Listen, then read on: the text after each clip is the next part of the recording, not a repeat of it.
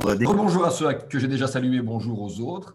Un peu comme il n'y a de meilleure compagnie qui ne se quitte, il n'y a de bonne intro qui ne soit éphémère. Donc je serai super bref pour laisser la place à nos trois intervenants qui seront dans l'ordre: Tony Christians, business développeur, ingénieur à la maison d'entreprise, ou plutôt ingénieur et business développeur à la maison d'entreprise depuis au moins 15 ans. François Saucé, qui est consultant chez AGFI. Et Emmanuel Naché, qui est chef de service chez Wallo Développement, certainement pas chez Eno Développement. Ils vous parleront eux-mêmes des trois sujets qu'ils aborderont. J'introduis le sujet de manière générale pour vous annoncer, vous donner trois messages. Oui, trois messages, pas plus. D'abord, la résilience, c'est un mot très à la mode, mais en fait, vous devez savoir que ça vient un peu du milieu médical, et j'aurais bien voulu vous en parler parce que je trouve ça sympa. Mais je vous invite à lire Boris Cyrulnik. Ce n'est pas toujours facile, mais c'est assez intéressant pour comprendre que ce mot très à la mode est d'abord très branché sur le domaine psy. Et c'est justement de psychologie qu'il faut faire preuve lorsqu'on parle des moyens de démontrer sa capacité à rebondir, puisque c'est un peu ça la résilience. Et je pense que les trois intervenants vont mettre ça en exergue tout au long de la fin de cette matinée. Si je vais faire passer trois messages, je dirais qu'il y a des recettes classiques. Dans les recettes classiques, évidemment, on parle de réduire ses coûts de production, de rendre son personnel plus malléable. Mais si j'ai envie d'attirer votre attention sur une des facettes de ces recettes classiques, j'ai envie de dire que la crise sanitaire nous a appris et nous apprend encore à certainement remettre en cause notre chaîne d'approvisionnement. Et donc, s'il y a une matière sur laquelle il est particulièrement intéressant d'être vigilant, c'est celle-là, dans les recettes classiques. Il y a une deuxième recette hors des classiques dont on parle beaucoup, c'est faire preuve d'agilité. Encore un mot très à la mode, même s'il a quand même quelques années de plus que la résilience dans le domaine de l'entreprise. Et lorsqu'on parle d'agilité, j'ai parfois peur qu'on s'intéresse trop au RH et au personnel à qui on demande d'être super agile, donc d'être super souple et malléable. Alors qu'en revanche, l'agilité, c'est plutôt, à mes yeux, une manière de trouver de nouveaux modes de fonctionnement à votre entreprise. Et à cet égard, Tony Christians, qui va me succéder dans quelques minutes, je vous dis que j'allais être bref et je vous promets d'être bref, sans compter que je parle très lentement, comme vous l'aurez constaté. Tony Christians va vous parler d'un des produits de la maison d'entreprise qui s'appelle le Business Model Canva Résilience. C'est un business model Canva qui sert à modéliser le business des entreprises, mais qui est spécifiquement branché sur les capacités de rebond. Et puisque je vous parlais de cette agilité dont il convient de faire preuve dans des cas de figure très alarmistes comme ceux que nous traversons, cette agilité permet de trouver de nouvelles manières de fonctionner. Et avec Tony, il va vous démontrer au travers de l'outil qu'il est possible de challenger vos idées, vos process, vos méthodes, vos activités. C'est ça que fait la maison d'entreprise au quotidien. Et aujourd'hui, on vous l'illustrera au travers d'un de ces outils.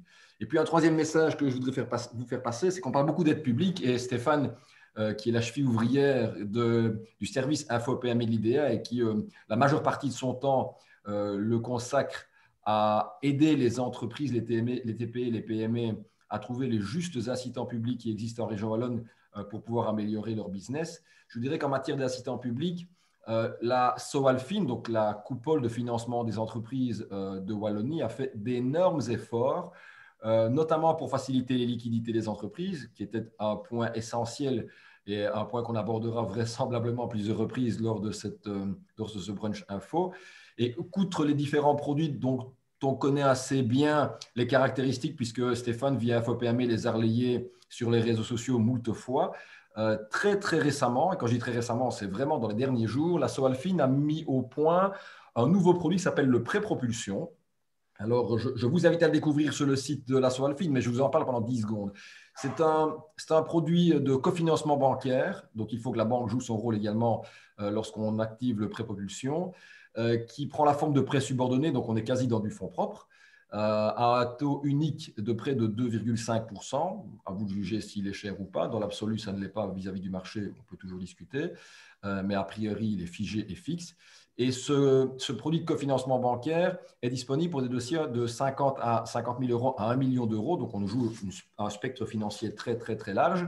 N'est a priori utilisable qu'en 2021. Ça veut donc dire qu'on est vraiment dans le colmatage de brèches de solvabilité d'entreprise sur le court terme. Et puisque j'ai prononcé le mot solvabilité, le pré-propulsion est effectivement mis au point afin d'améliorer la solvabilité des entreprises. Si vous avez des questions sur ce projet et ce produit, pardon, on est à votre disposition tant à la fois FOPME qu'à LME. La Sovalfine également, mais passer par nous sera beaucoup plus pratique et beaucoup plus sympa. Voilà les 3 petits commentaires que j'avais à faire en introduction et je vais sans plus tarder laisser la parole à Tony. Je ne le vois juste pas à l'écran, mais à mon avis, c'est peut-être moi qui n'ai pas la bonne vignette en espérant qu'il soit là. Non, non, il est là. Il est là, c'est magnifique. Donc, Tony, je te laisse aborder le sujet. Je t'ai tendu la perche. Bonne fin de matinée à tous. Merci, Patrice. Effectivement. J'ai déjà remarqué que je ne devais plus me présenter. C'est déjà un très bon point. On peut rentrer directement dans le vif du sujet avec cette présentation du business model de la résilience. Pour commencer, je vais faire un petit rappel sur ce qu'est un business model, parce que ça peut paraître évident pour certains d'entre vous, pour d'autres peut-être l'appellation business model n'est pas si usagée et si connue. Et donc, une définition théorique qui est donnée par Yves Prignon et Alexandre Osterwalder, c'est un modèle économique ou business model décrit les principes selon lesquels une organisation crée, délivre et capture de la valeur. Alors ça, c'est la définition. Si je vous pose la question demain de cette définition, je suis certain que sur les, je sais pas, 20, 30 participants qu'on a ici, eh bien, on n'aura probablement personne qui aura retenu cette définition. Donc, ce que je vous propose, c'est ma propre petite définition du business model. Et ma définition du business model est beaucoup plus prosaïque, c'est comment faire du pognon, la meilleure façon de faire du pognon avec une bonne idée. Et donc ça résume un peu cette phrase ici qui est un peu alambiquée. Et cette meilleure façon de faire du pognon avec une bonne idée, elle va passer au travers d'un produit, d'un service, d'une proposition de valeur qu'on va proposer à une clientèle, à un marché. Et entre ces 2 grands aspects que sont la proposition de valeur et la clientèle, le marché, eh bien, on va avoir toute une série de relations et toute une série d'implications qui vont apparaître. Alors, pour résumer, on est dans une situation aujourd'hui qui est une crise sanitaire, qui est une crise en même temps économique, qui est une crise sociale. Alors, il faut savoir que l'innovation réagit aux crises, qu'elles soient positives ou qu'elles soient négatives. Alors, je vous ai repris une petite image ici qui reprend toute une série d'évolutions qui ont amené de l'innovation. Et ce qu'on peut remarquer sur cette petite image, c'est que les crises se rapprochent et tout indique qu'elles vont se rapprocher de plus en plus.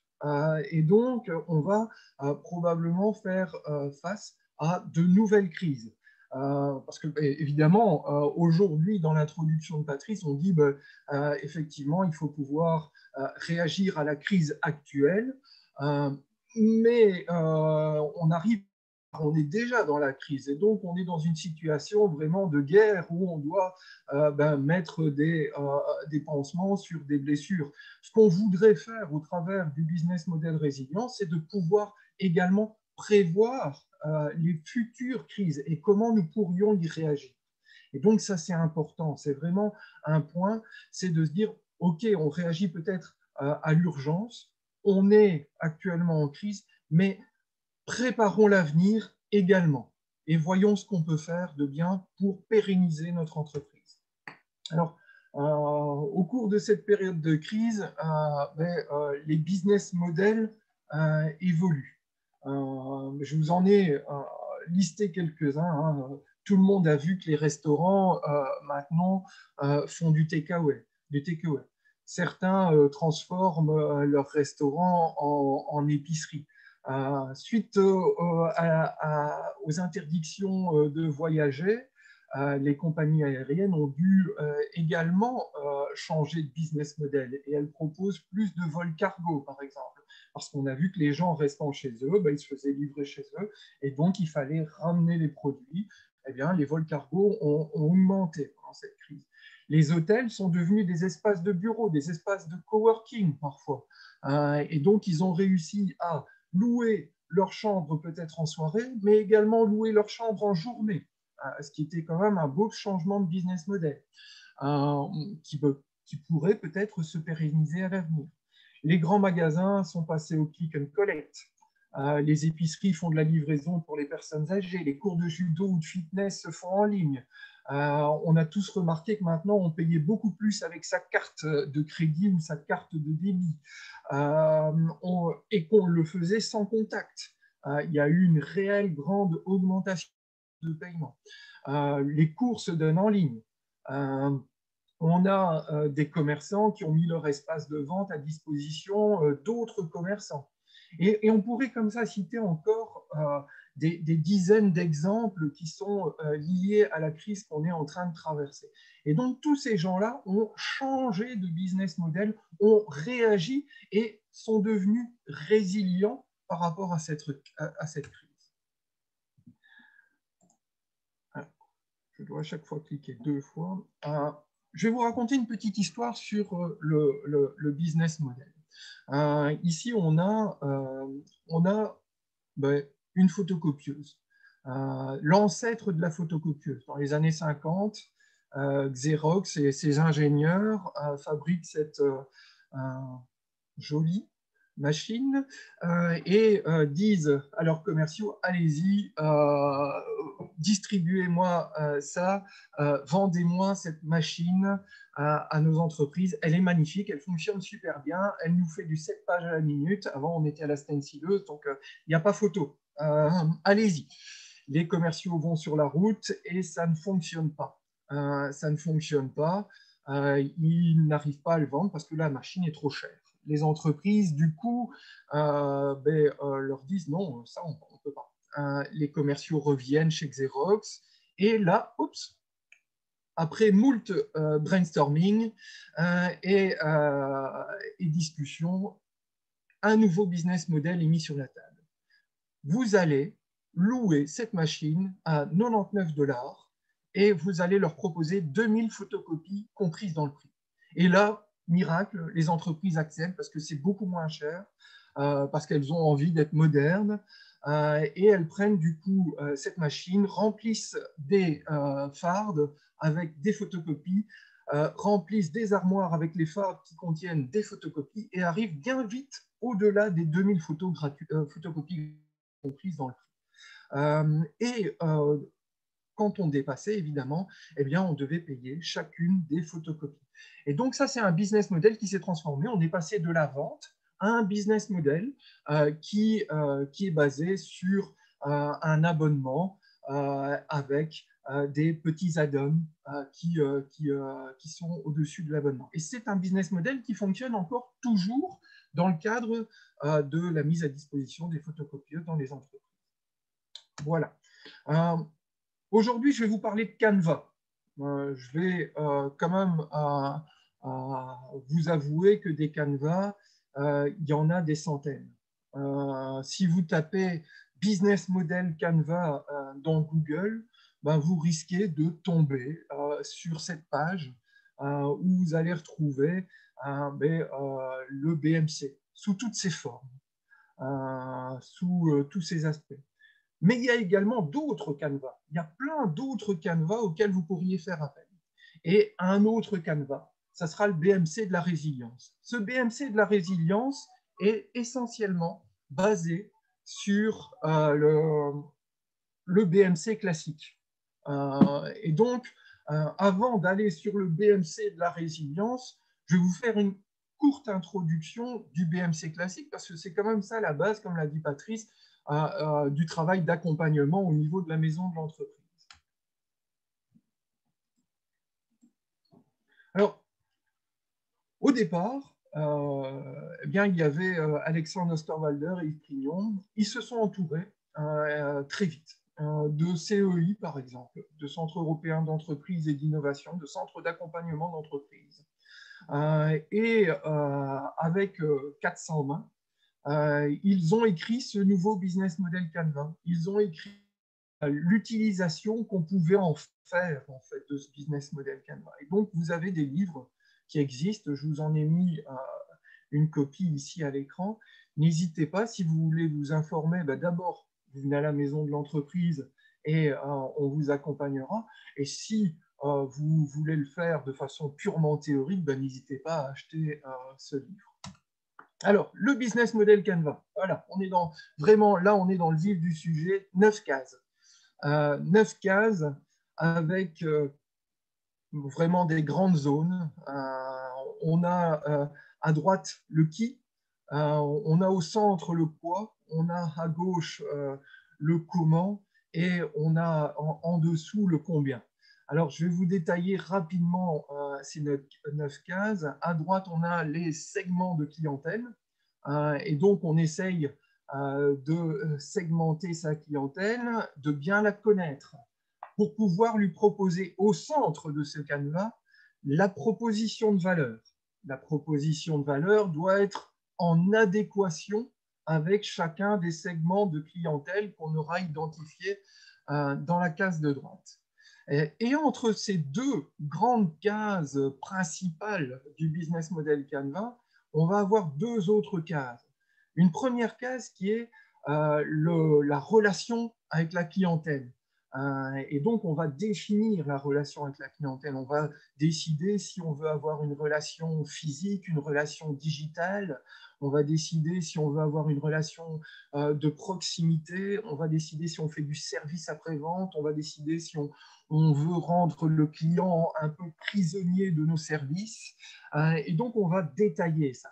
Et ce détail et la connaissance de nos segments de clientèle va influencer la façon dont on va communiquer vers ces segments de clientèle. Et donc, on va avoir une case en dessous de la case relation client qui va être la case des canaux. Et comment est-ce qu'on va communiquer? On va retrouver là-dedans toute une série de choses, les sites Facebook, les publicités, les newsletters, les rendez-vous qu'on va prendre, la présence sur des salons, enfin bref, tous l'attirail qu'on peut avoir dans le cadre de la communication. Dans cette case également, on va avoir la distribution. Et donc, on va proposer une valeur, un produit ou un service, mais il va falloir l'apporter au client. Et donc, est-ce qu'on va le livrer? Est-ce qu'on va aller lui porter? Est-ce qu'on va lui faire télécharger quelque chose sur Internet? Donc, on retrouve tout ça dans ces cases. Voilà. Ça, c'est vraiment la base de chacune des entreprises. Mais pour pouvoir faire ça, il y a une case qui nous sera très utile, c'est la case des Key Activities, la case des activités clés. Qu'est-ce qu'on va faire nous-mêmes finalement? Est-ce qu'on va produire? Est-ce qu'on va faire de la recherche? Est-ce qu'on va vendre? Est-ce qu'on va communiquer? Est-ce qu'on va faire de l'administratif? Et si on ne le fait pas nous-mêmes, mais qui va le faire?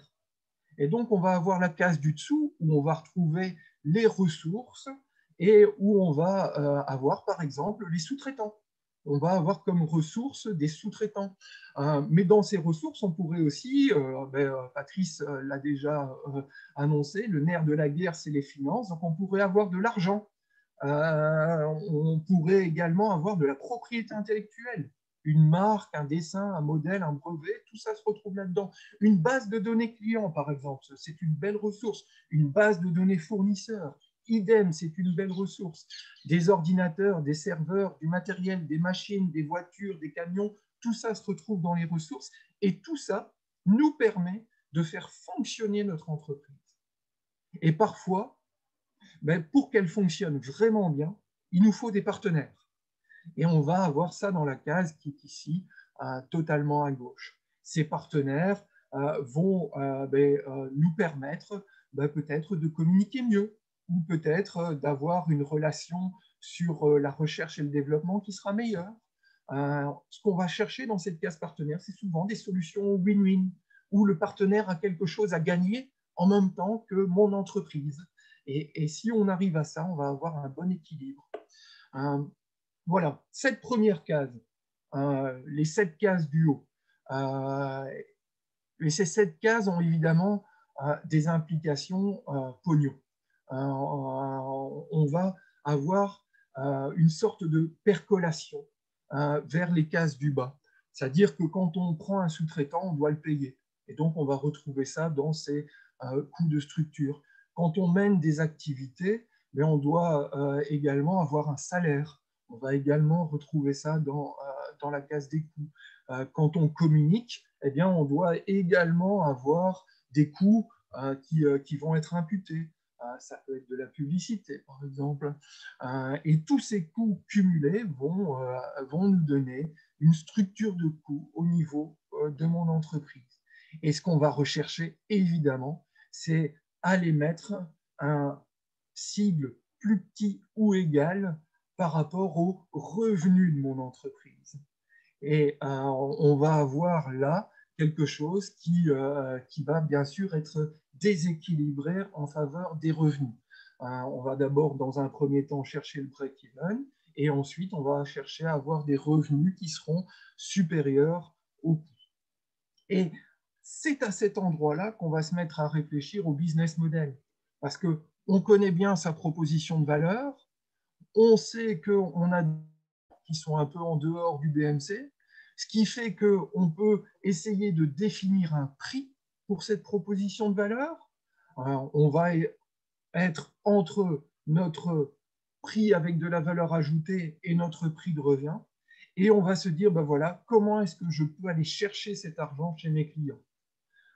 Et donc, on va avoir, si vous tapez type de business model dans Google, vous allez retrouver des centaines de business models différents. On peut louer, on peut faire du leasing, on peut faire de l'abonnement, on peut faire de la vente, on peut faire payer par quelqu'un d'autre, on peut faire de la publicité. Enfin bref, il y a des tas de possibilités de business model. Et évidemment, c'est à vous de bien réfléchir ça pour que tout ce canevas soit en bon équilibre.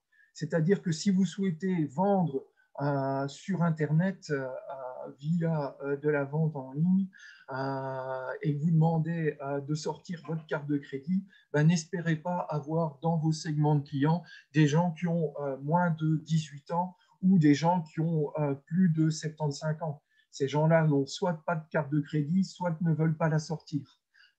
Et donc, il faudra que tout soit en bon équilibre dans ce business.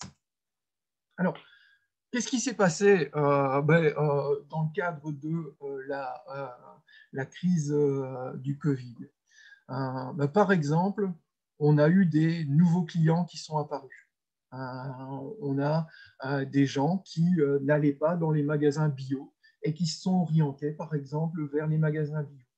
On a eu donc, les magasins bio ont eu un nouveau segment de clientèle. On a vu que la relation, je l'ai déjà cité tout à l'heure, s'était orientée très fortement vers de la relation digitale. On a également dû repenser sa com.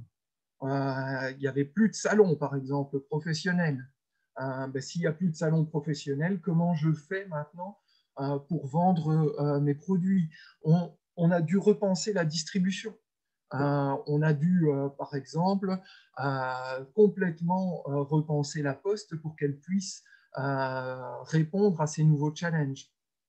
En termes de proposition de valeur, eh bien, on est allé beaucoup plus vers des modèles durables, avec des nouveaux critères d'achat, et également avec une expérience qui était beaucoup plus sécuritaire. N'oubliez jamais que dans votre proposition de valeur, vous ne vendez pas des pneus, vous vendez des kilomètres parcourus avec vos pneus.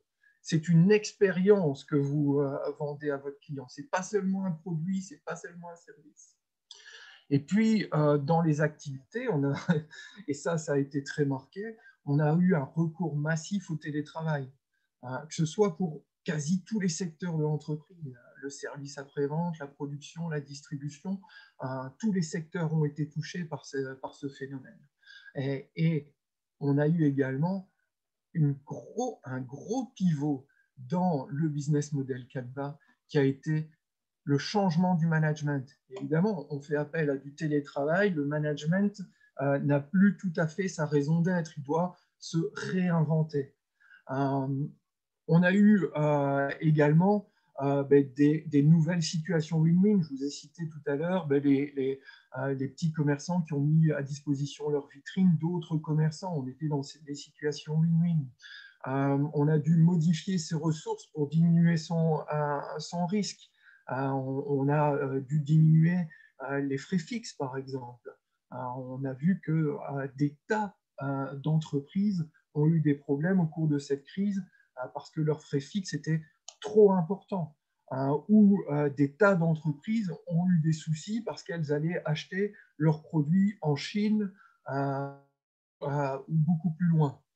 Et donc, on a vraiment changé pas mal de choses dans ces business models Canva. Du coup, ça a eu beaucoup d'implications sur les coûts et également sur les revenus. Alors, on a dû trouver au niveau des revenus, parfois pour certaines entreprises, une balance entre le profit et la raison d'être. Parce que, effectivement, la crise Covid a posé beaucoup de questions, en fait. Et certains se sont réorientés vers des raisons d'être différentes. Alors, à ne pas confondre avec une vision d'entreprise ou des valeurs. La raison d'être, c'est vraiment ce qu'on va proposer à la société dans son ensemble. Et certains se sont réorientés et du coup ont parfois diminué leurs profits.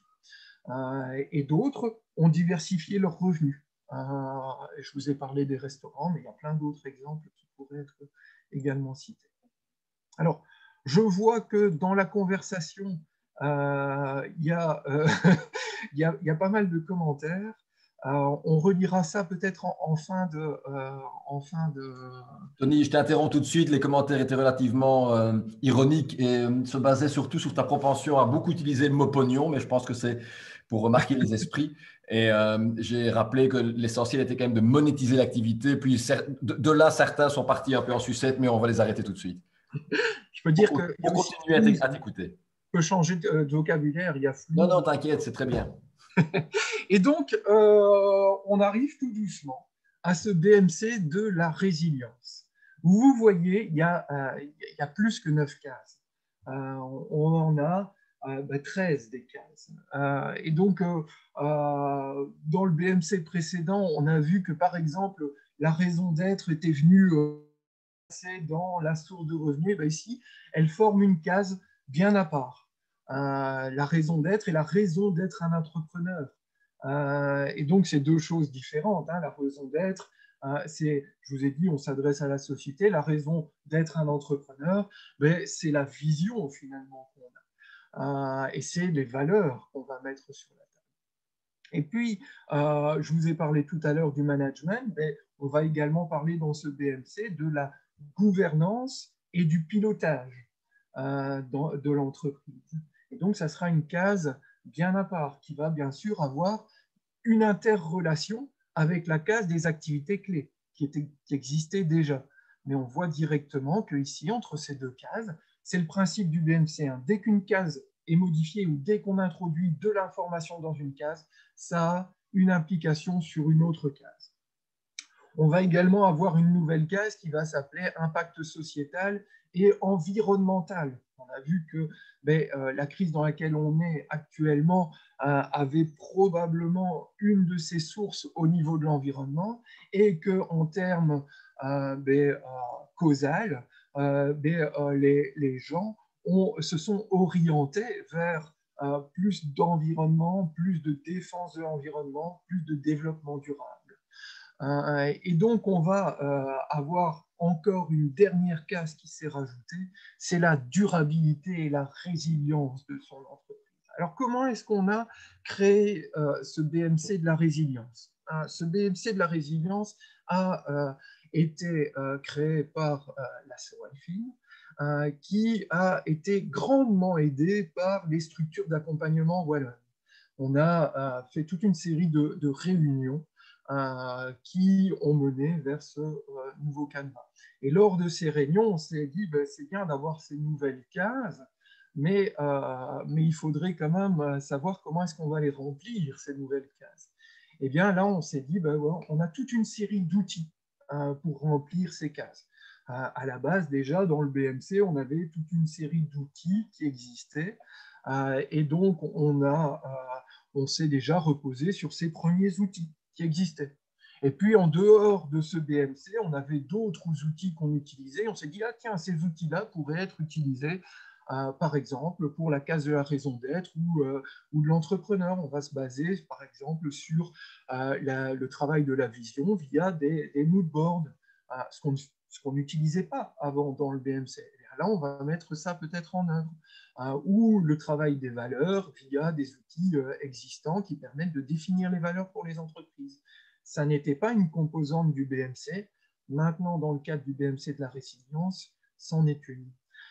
Et on s'est dit également, bah oui, c'est bien ces outils, mais pour avoir un feedback rapide de la part des entreprises, ce qu'il nous faudrait, c'est un guide d'entretien. Et ce guide d'entretien a été mis au point. Et donc, on a brainstormé et on est arrivé à une série, en fait, de questions. Alors, je vous en ai repris quelques-unes dans ce BMC, mais il en existe 7 pages. Donc, 7 pages remplies de questions qui abordent chacune de ces cases. La méthodologie qu'on est en train de mettre en place, parce qu'il ne faut pas se leurrer, hein, ce business model de la résilience, il date d'il y a seulement 3 mois, eh bien, on est en train de se dire, il faut choisir. À un moment, il faut faire des choix, comme on fait des choix dans un business modèle classique, dans un business model de la résilience. Ce qui est important, c'est de ne pas se perdre et donc de choisir les bonnes questions qu'on va poser à l'entrepreneur ou au futur entrepreneur. Alors, du coup, on est en train de travailler sur cette méthodologie d'accompagnement.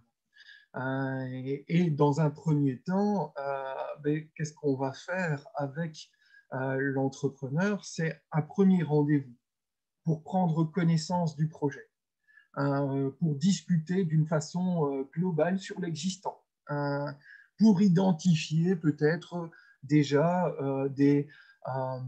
des conclusions qui ont été tirées par l'entrepreneur suite à la crise Covid et suite aux difficultés qu'il a rencontrées, par exemple, ou des prises de connaissance de points de vue de la part de l'entrepreneur sur ce qu'il a vu également pendant la crise Covid. Et on va revenir au bureau et en back-office, on va se poser la question du choix des bonnes questions. Et on va identifier toutes ces questions à se poser. Et on va proposer un deuxième rendez-vous, peut-être même un troisième rendez-vous à l'entrepreneur pour élaborer ce canevas de la résilience. Et on va discuter de ces fameuses questions qui pourraient être intéressantes pour l'entrepreneur. Et au final, l'objectif, c'est de proposer un plan d'action à l'entrepreneur et de voir si ce plan d'action est mis en œuvre. Donc d'avoir un petit follow-up, parce que évidemment, le plan d'action va faire que l'entrepreneur va probablement rencontrer d'autres difficultés.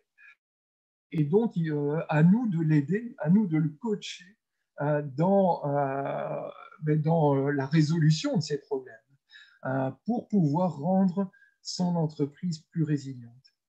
Voilà, je ne voulais pas vous présenter en détail chacune des questions qu'on pourrait retrouver dans le business model de la résilience. Il faut savoir que Stéphane recevra cette présentation et je sais qu'il la met à disposition par la suite. Donc, vous pourrez déjà vous inspirer des quelques questions qui sont reprises dans le BMC de la résilience. Si vous souhaitez aller plus loin, n'hésitez pas, contactez-nous. Soit on signe une convention d'accompagnement et donc on travaille ensemble main dans la main sur une durée qui sera plus longue qu'un simple contact. Soit vous me dites, moi le BMC de la résilience m'intéresse, j'aimerais bien avoir connaissance par exemple de toute la série de questions. Ça, on peut vous fournir. Ce qui vous manquera, c'est juste le petit coaching qui vous permettra probablement d'aller un step plus loin. Tony, je sais que tu détestes ça, mais je t'interromps quand même. Je t'en prie, je t'en prie. Mais non, mais tu détestes. Mais J'arrive à la fin de toute façon et je propose une discussion s'il y a lieu. Je ne sais pas comment ça se passe en brunch info PME d'ailleurs. Oui, et tu peux imaginer, ça m'a déjà mangé de t'interrompre 18 fois, donc j'ai quand même fait un gros effort. C'est gentil. Euh, je réponds aux questions qui passent sur la discussion. Oui, vous aurez droit à la présentation. Eric demande si on aura droit à la présentation de Patrice. Je n'ai pas eu le sentiment de présenter, mais de faire une intro, donc non. Je vous ai donné les conseils, mais si vous voulez, je peux vous les répéter. Mais En revanche, pardon? Patrice, ils pourront revoir la vidéo en ligne ultérieurement. Anyway, Eric me dit qu'il s'est trompé. Oui, Eric confond Tony et Patrice, à mon avis. Et donc, oui, vous aurez le PowerPoint de Tony. Ce que je voulais ajouter, outre les réponses à ces deux questions ancillaires, ce que je voulais ajouter, c'est que globalement, Tony et moi, on n'est pas d'accord, petite scène de ménage en direct, sur le fait que vous receviez l'ensemble des questions. Lui pense que c'est une bonne chose. Moi, je ne pense pas. Comme je suis magnanime, je le laisserai vous envoyer les questions néanmoins, parce que je ne voudrais pas que vous tombiez dans le piège, car piège il y a, de penser que vous êtes autonome avec les questions et que, oui, ils répondent finalement, oh, c'est sympathique, elles sont inspirantes, donc globalement, vous allez vous poser la question, vous allez trouver des réponses et vous allez vous auto-challenger. C'est juste ce qu'il ne faut pas faire. Le principe du challenge, c'est que vous avez une table de ping-pong, mais vous ne redressez pas la moitié de la table pour jouer tout seul. Et c'est nous qui sommes de l'autre côté de la table. Et donc, si on vous envoie les questions, ce qu'on va faire, pour faire plaisir à Tony, je vous l'ai dit, je suis magnanime. Mais vous jouez au ping-pong tout seul et ce n'est pas un bon plan parce que globalement, vous n'allez pas vous surprendre, sauf vraiment si vous êtes très fort. Donc, ce que je vous conseille quand même, c'est de jeter un œil dessus, ça vous inspirera. Mais surtout, c'est le challenger avec quelqu'un capable de le faire. Et Tony, et là, je suis d'accord avec lui, est assez brillant pour ce sujet. Voilà, n'hésitez pas si vous avez des questions. Soit vous venez en direct maintenant, soit vous nous connaissez à la maison d'entreprise. Alors, il y a quelques questions en effet. Quel est le prix du coaching par LME concrètement? Combien ça coûte? Alors, ça coûte peanuts, vraiment, pas grand-chose. On travaille sur une convention d'accompagnement classique au niveau de la maison de l'entreprise. Donc, la première convention qu'on propose, c'est 1 mois d'accompagnement qui représente une dizaine d'heures d'accompagnement et qu'on facture 100 € hors TVA. Donc, on travaille à moins de 10 € de l'heure. 10 € de l'heure. Ouais. Votre garagiste vous en demandant 60. Alors, je ne sais pas si tu as vu, il y avait une question, est-ce que vous êtes un comité aviseur? Attends, je vais d'abord compléter la réponse de Tony parce qu'effectivement… J'espère que tu es d'accord. Oui, non, je complète. Je n'ai pas dit que je n'étais pas d'accord. Tu sais, quand je le suis, je le dis. Le premier mois, 100 € pour les 10 heures en question, ça vous permet de défricher pas mal et de faire le challenge, donc d'ouvrir la table de ping-pong et de jouer à deux. Nous considérons que pour le plan d'action et le suivi dont Tony parlait, le follow-up, puisque c'est le terme qu'il a utilisé, on estime que 3 mois supplémentaires sont nécessaires. Et on verse vers ce qu'on appelle un T1, donc un trimestre, qui, lui, de mémoire, est à 250 € et qui vous ouvre, selon que vous êtes porteur de projet ou entreprise, mais entreprise, c'est un peu plus cher, et qui vous ouvre un accès à notre suivi de plan d'action de 25 heures. La mémoire a un peu fait défaut, c'est 150 € en fonction du profil. Si on est face à une grande entreprise, une PME avec plus de 15 équivalents temps plein, on sera sur 300 €. Voilà. Donc, indépendamment des tarifs pour lesquels ma mémoire sénile me faisait défaut, l'idée, c'est de ne pas se contenter de 10 heures. Je ne suis pas en train de pousser à la consommation, je dis simplement que vous seriez dans le piège bis qui est de penser qu'en 10 heures de challenge, ça suffit, or que derrière, si vous avez été challengé, l'objectif quand même, c'est de faire en sorte que le plan d'action soit mis en œuvre. On n'est pas juste là pour le mettre en œuvre et vous surveiller, mais en cours de route, vous allez voir que vous allez modifier une partie des recommandations, que cela sera légitime. Notre objectif est de continuer à challenger le côté légitime de la modification. Sinon, vous vous éloignez, mine de rien, petit à petit du tableau de bord qu'on s'est fixé ensemble. Et s'ensuit un phénomène tour de Pise qui est difficile à corriger. La difficulté étant dans la structuration de ce que vous faites. En fait. Vous allez suivre le plan d'action. Du coup, vous allez introduire des modifications dans votre entreprise modifications devraient être répercutées dans le BMC et ces propres modifications dans le BMC vont avoir des implications sur d'autres cases dans ce BMC. Donc, et bien souvent, on perd de vue ce dernier aspect et on arrive à agir. On est dans une démarche assez impulsive d'action, mais par contre, en termes de réflexion, on oublie de structurer l'ensemble de son entreprise. Est-ce qu'il y avait d'autres questions, Stéphane? Eric, tu parlais de comité aviseur. Je ne sais pas si c'est le terme qu'on utilise pour advisory board ou si tu fais allusion à autre chose. Si j'ai bien compris la question, mais corrige-moi si je me trompe dans la réponse, le business developer qui sert de pongiste, d'autres pongistes, est généralement seul à la manœuvre pour établir le BMC de base. Deux choses viennent corriger ce côté individualiste. Un, le fait que tous les dossiers sont traités de manière collégiale hebdomadairement en équipe et que donc lui-même se fait challenger par ses collègues sur les points qui sont en suspens. Donc, ça permet de faire advisory board si on est vraiment dans le trip de l'advisory board. Et deuxièmement, à un moment donné, vous arriverez vraisemblablement vers mon produit préféré. Je l'ai casé, je suis content. C'est le pitch. Et le pitch, qui est donc la manière de se présenter de façon convaincante, séduisante et percutante, impactante pour le résumer en un seul mot. Ce pitch-là, si vous l'organisez, si vous le réalisez devant nous, en présentiel dans un monde idéal et en distanciel dans un monde qui n'est pas si désidéalisé, nous sommes plusieurs à le valider ou pas. Et donc, collégialement, en général, on est 3 ou 4. Le BizDev en charge, évidemment, et 2 ou 3 de ses collègues. Et ce pitch, non seulement vous serez jugé sur la manière de présenter les choses, collégialement, comme je l'ai expliqué, mais également sur les éléments du contenu qui en feront partie. Donc, c'est une double sécurité pour ne pas qu'il n'y ait que du one-to-one. Est-ce que c'était bien ça le sens de la question?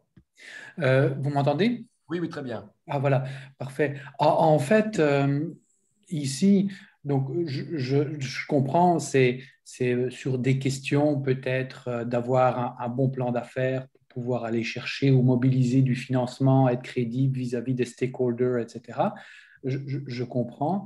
Mais en fait, quand j'amenais la notion de advisory board, meaning that, ce que je voulais dire, c'est pour les opérations au quotidien, souvent en tant qu'entrepreneur, on risque d'être dans le feu de l'action et on n'est plus capable de prendre du recul pour faire un peu de pensée stratégique et puis de se faire taper un peu sur les doigts par quelqu'un qui est pertinent. Et donc, ça demande, c'est ça en fait que je parlais, le comité aviseur qui aurait la capacité de soulever un peu l'entrepreneur pour qu'il puisse revenir, mais ça demande également parfois une expertise industrielle. Parce que si je suis dans le commerce alimentaire ou si je suis dans... Forcément, il faut que les gens connaissent la réalité des opérations au quotidien. Est-ce que c'est de ça qu'on est capable de parler aussi? En partie, pas sous cette forme-là, mais qu'importe la forme. Deux manières de répondre à votre question. La première indirecte, c'est qu'en travaillant avec la Soalfine, pour avoir cette espèce de advisory board, qui n'est pas vraiment celui qu'on entend, basiquement parlant, on peut tomber dans un programme qui est un programme d'incubation. C'est un programme d'incubation, mais qui ne s'adresse pas qu'aux startups. Hein. C'est un programme d'accompagnement que la Soalfine propose, qui tire sur 18 mois et qui permet d'être un peu plus réactif parce que c'est un suivi permanent. Ce que nous ne faisons pas au-delà de 4 à 7 mois, donc un mois plus un trimestre ou 2 trimestres. Et alors, l'expertise industrielle, elle est impliquée dans notre talent pool. On va finir par parler anglais.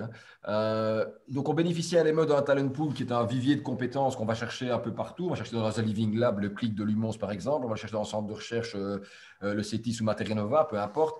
Bref, on va le chercher là où il se trouve, parfois les industriels eux-mêmes, tout en étant vigilant à ce qu'il n'y ait pas de conflit d'intérêt entre l'industriel qui donnera un coup de main et l'industriel qui l'aide.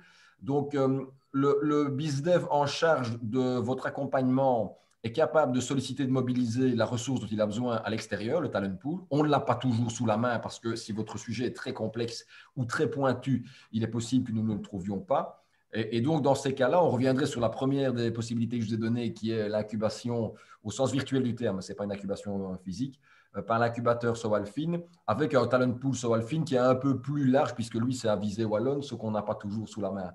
Donc, ce n'est pas vraiment un advisory board qui vous permet de faire du stratégique quasi en permanence, avec un retour très régulier ou systématique vers un pool d'experts, mais votre BizDev est en principe votre porte d'entrée vers un pool d'experts qui, s'il n'est pas exhaustif, est assez complet quand même.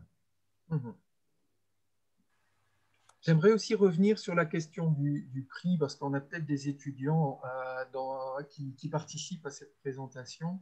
Il faut savoir que la maison de l'entreprise, pour les étudiants qui ont une attache locale aux environs de Mons et des territoires autour de Mons, propose un programme d'accompagnement qui s'appelle le YUMP et qui permet d'avoir accès aux services classiques de la maison de l'entreprise, et là gratuitement.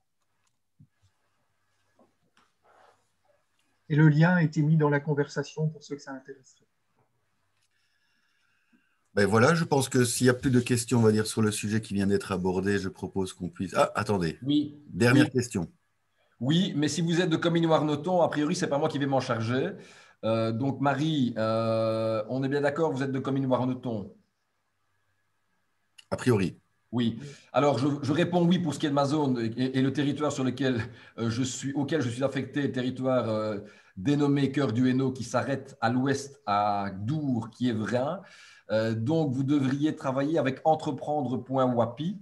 Oui. Et là… c'est M. Paul Aupone et c'était Stéphanie Collard qui est en charge de Comines-Warneton. Voilà. Oui, Okay. je vais peut-être même vous dire que ici, cette présentation, je la fais dans le cadre du projet Fast to Market, Oui. Qui est un des projets de la maison de l'entreprise qui a travaillé sur ce BMC de la résilience. Maintenant, il faut savoir que dans ce même projet Fast to Market, nous avons des partenaires tout le long de la frontière. Et dans ces partenaires, nous avons les intercommunales IEG et IDETA, qui sont un peu à la manœuvre d'entreprendre.wapi. Et donc, vous pourriez très bien aller vers ces partenaires. Et donc, on a cité Paul-Antoine, par exemple, pour IDETA. Il y a également Sébastien Bell pour l'IEG. Et ces partenaires maîtrisent totalement l'aspect BMC et pourraient évidemment vous former. Marie, envoyez-moi un mail à patrice@lme.be et je vous mets en lien avec le patron d'Entreprendre.wapi, ça ira plus vite. Ben, en fait, on travaille déjà, nous, avec Entreprendre Wapi, et donc Stéphanie Collard et Sébastien Bell, donc, notamment. Donc, c'est très bien. Donc, du coup, je leur demanderai. C'est parce que je vois qu'il y a aussi d'autres ADL, donc c'est pour ça que je me suis permise de le mettre dans la discussion, parce que je me dis que peut-être que d'autres ADL seraient intéressés aussi. Encore une fois, ce n'est pas pour faire votre boulot et pas faire l'accompagnement, c'est juste pour maîtriser les questions et sensibiliser les acteurs économiques, les commerçants ou les TPE ou les PME qu'on a régulièrement au téléphone, et les amener peut-être plus facilement vers un accompagnement. C'est aussi parfois cette première étape, c'est d'ouvrir les yeux et de se faire accompagner. C'est parfois aussi ce premier pas qui est difficile. Et donc, je me dis, si on possède tous les tenants et les aboutissants de ce BMC de la résilience, qui me semble très bien, je pense qu'on peut plus facilement les amener à venir vers vous. Voilà. Je comprends tout à fait votre remarque et je vous propose même que si dans les ADL présentes, il y en a une majorité qui sont du territoire que nous couvrons, nous puissions organiser une séance à laquelle on vous invite pour ne pas faire des doublons et des triplons en nous arrangeant avec nos collègues d'Entreprendre.wapi. Donc, je propose qu'offline, on continue la discussion. Ah bah, très bien, c'est super, merci. Je vous en prie. Parfait.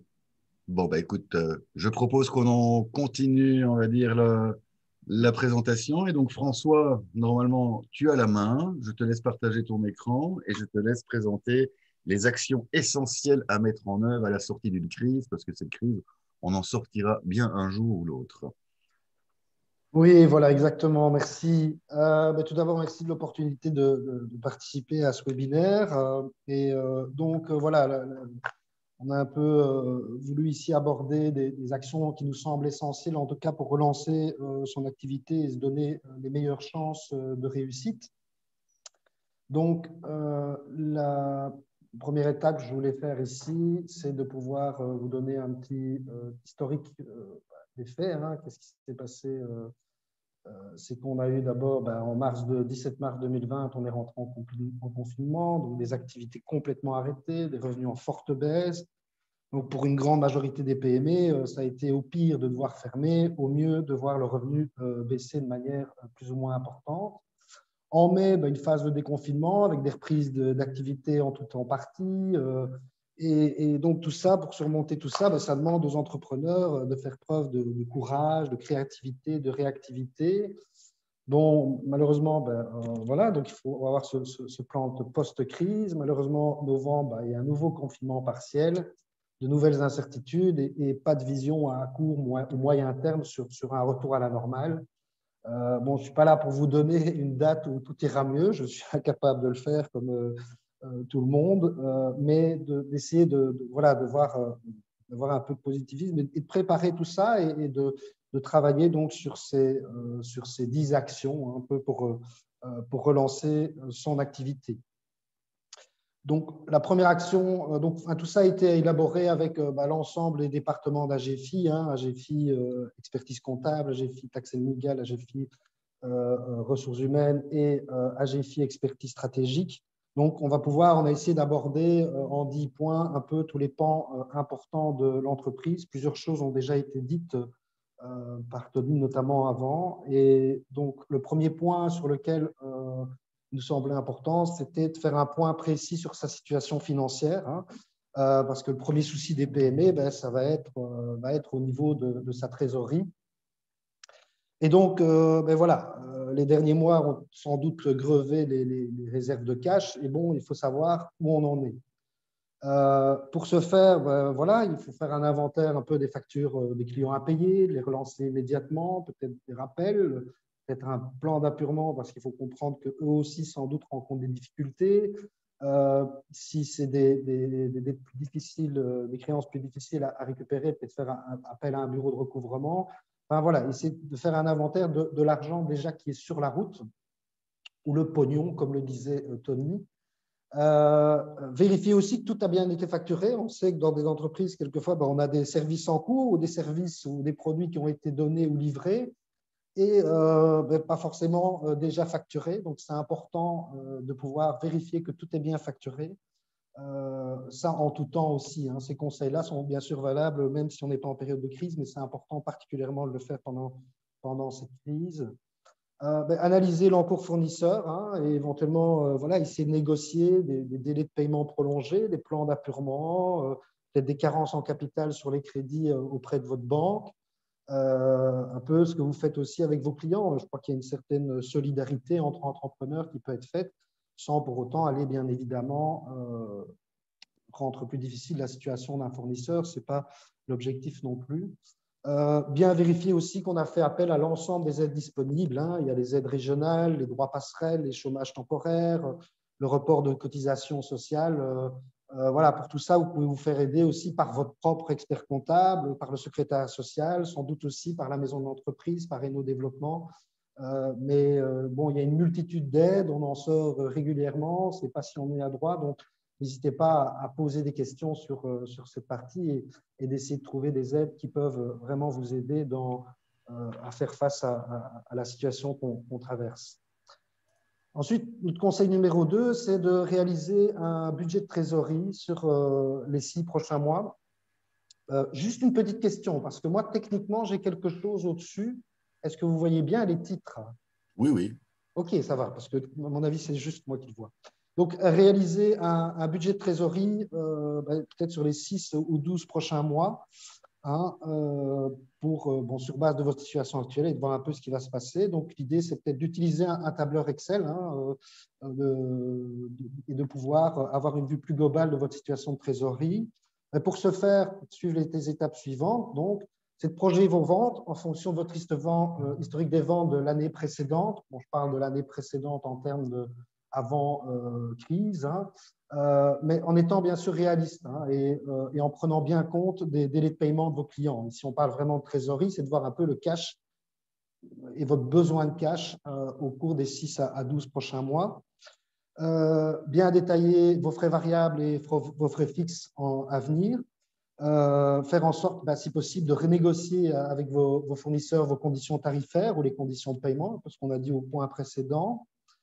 Bien tenir compte aussi des délais éventuels que vous aurez demandés en termes d'ONSS, en termes de cotisations sociales, en termes de précompte professionnel, de TVA ou autres. Ajouter vos décaissements, bien évidemment, hein, donc ce qui est emprunt, impôts, fournisseurs impayés et vos encaissements, donc avec le travail que vous aurez fait juste avant, de voir un peu si vous avez donné des plans d'apurement, quand est-ce que les clients vont vous payer, s'il y a des subsides qui sont arrivés ou éventuellement des demandes de prêts à venir. Et comme ça, sur base de ce tableau, vous aurez une vue de votre situation, hein. Et il peut aussi, ce tableau, vous aider à obtenir une aide financière auprès d'une banque ou d'un invest, hein, comme l'IMBC, Sambre Invest, Nivelle Invest. Tout à l'heure, on parlait aussi de la Sowalfin avec un nouveau prêt qui arrive, pas hésiter à le faire. Et donc, aussi pour ce point-là, n'hésitez pas à demander conseil parce que ce n'est pas toujours évident de réaliser un tel plan. Mais bon, votre expert comptable est à vos côtés, votre banquier. Et on en parlait aussi, la maison de l'entreprise et le développement peuvent vous aider au niveau notamment des aides qui sont disponibles et pouvoir peut-être vous épauler dans les demandes pour ces aides. Ensuite, le troisième point, on en a parlé aussi, c'est sûr que c'est un point important, c'est une étape clé de réduire ses coûts. Et donc, l'idée, c'est de répertorier l'ensemble de vos coûts, hein, et de les classer par catégorie, les frais de personnel, fournisseurs, outils, publicité, par ordre décroissant, et ensuite de leur fixer une caractéristique. Et on a 3 caractéristiques qui sont les caractéristiques obligatoires, utiles et secondaires. Et pour tous les coûts secondaires, idéalement, si on peut, c'est les supprimer ou à tout le moins les minimiser s'ils ne sont pas indispensables. Pour tous les autres coûts, hein, les obligatoires et les utiles, on peut par exemple revoir un peu ces formules d'abonnement, l'électricité, Internet, téléphonie, consommable. C'est vrai que ça peut paraître à un moment des petites économies, mais en période de crise, toute petite économie peut être intéressante. Et c'est toujours intéressant de toute façon de faire ça de manière assez régulière, je ne dis pas tous les mois, mais tous les ans ou tous les 2 ans, de revoir un peu ces abonnements de téléphonie, ces abonnements Internet auprès des différents fournisseurs. Et donc, et de renégocier aussi vos contrats avec des fournisseurs clés, hein, de pouvoir faire jouer la concurrence, hein, même vérifier bien qu'il n'y ait pas de clause d'indemnité, ou bien, on en parlait aussi avant, c'était peut-être de rechercher des fournisseurs moins lointains qui vont être plus locaux pour jouer aussi sur une solidarité globale au niveau de la région. Alors, le 4e point, c'est d'identifier les tâches sans valeur ajoutée, hein. Donc, c'est se poser un peu quelques questions, c'est de dire est-ce que l'ensemble de mon personnel ou moi-même en tant que dirigeant, est-ce que je ne réalise que des tâches qui amènent à de la valeur ajoutée à l'entreprise? Est-ce que donc certaines d'entre elles sont inutiles ou nettement moins rémunératrices pour l'entreprise? L'idée est de se concentrer vraiment sur l'essentiel et de lister les actions qui sont obligatoires et supprimer toutes celles qui ne vous apportent rien de concret à long terme. Alors, une manière de faire ça, mais je sais que pour les dirigeants, ce n'est pas toujours évident, hein, parce que je le demande à mes clients pour revoir un peu leur stratégie et dire, oui, mais il faut peut-être voir un peu où tu passes ton temps en termes de développement de l'entreprise. Et donc, c'est d'utiliser peut-être des outils du style MyHours ou Clockify, c'est-à-dire de faire des timesheets, ne fût-ce que pendant 1 semaine ou 2, pour voir un peu, est-ce qu'il n'y a pas des moments ou des choses que je devrais supprimer ou déléguer si elles sont indispensables. À partir d'un moment, si elles sont délégables, il faut pouvoir les déléguer pour pouvoir se concentrer en tant que dirigeant sur vraiment les tâches à valeur ajoutée, sur la stratégie de l'entreprise. Ensuite, le point suivant, c'est de relancer son chiffre d'affaires, hein. Donc, voilà, il y a eu des changements et donc il est peut-être utile de revoir son offre et de l'adapter à la situation. Donc, la première chose, bien sûr, recontacter vos clients, ou en tout cas ceux qui ne vous commandent plus. Bien sûr, on ne va pas directement leur proposer une offre, mais l'idée est de voir aussi un peu comment ils vont, hein, on est tous dans la même situation, et donc de voir un peu comment ils vont, comment ça se passe pour eux au niveau de la crise, et de voir un peu comment on peut les aider, leur expliquer aussi peut-être notre nouvelle modalité de travail, parce que ça a amené certaines choses pour des entreprises de services, beaucoup de télétravail. Pour d'autres, eh bien, on travaille plus sur la livraison que de venir chercher soi-même ses produits. Et donc, voilà, il est indispensable de leur expliquer comment on fonctionne et éventuellement, voilà, les proposer, de les aider en offrant une réduction, une promo spéciale ou des produits plus spécifiques. Pas oublier ses anciens clients, bien évidemment, parce que vous savez tous que c'est beaucoup plus compliqué et beaucoup plus onéreux d'acquérir de nouveaux clients. Donc, il faut vraiment, l'idée, c'est de travailler sur ses anciens clients. Ils ont déjà montré la confiance, donc il est plus facile de les convaincre. Et voilà, la crise permet de rentrer en contact pour prendre des nouvelles, de voir un peu comment ils vont de la même manière. Et on peut éventuellement leur proposer aussi des promos plus spécifiques. Et donc, un peu, quelle que soit votre stratégie ou votre processus de vente, vous devez sans doute vous adapter à la réalité du marché. Et donc, il faut vraiment se réinventer par rapport à tout ça. Donc, garder un budget marketing, parce que souvent, c'est un budget qu'on va supprimer, mais sans budget marketing, on ne sait pas se faire connaître. Et donc, il faut peut-être le rationaliser, mais il est indispensable d'en garder un pour pouvoir avoir de nouveaux clients ou en tout cas toujours se faire connaître. Alors, réinventer vos produits. Hein, donc, voilà, il y a sans doute peut-être des changements de consommation à long terme qui sont passés durant les confinements précédents et par rapport à la situation actuelle. Donc, voilà, le consommateur a vu ses habitudes fortement perturbées et c'est peut-être ce changement sur le long terme. Donc, il est important de se réinventer et peut-être de revoir un peu sa stratégie, hein, peut-être sur un plan digital, hein, de vente en ligne. J'ai pas mal de mes clients qui ont mis en place une vente en ligne ou bien qui sont en train, en tout cas, de travailler sur des sites e-commerce, même s'ils le voient toujours d'une manière régionale, qui ont toujours un point de vente fixe, mais qui veulent essayer de pouvoir donner la possibilité à leurs clients actuels ou à d'autres d'acquérir leurs produits et pourquoi pas d'utiliser des plateformes existantes. Je sais bien qu'Amazon peut être souvent critiqué. Maintenant, c'est un moyen de pouvoir vendre ses produits sans avoir une infrastructure énorme.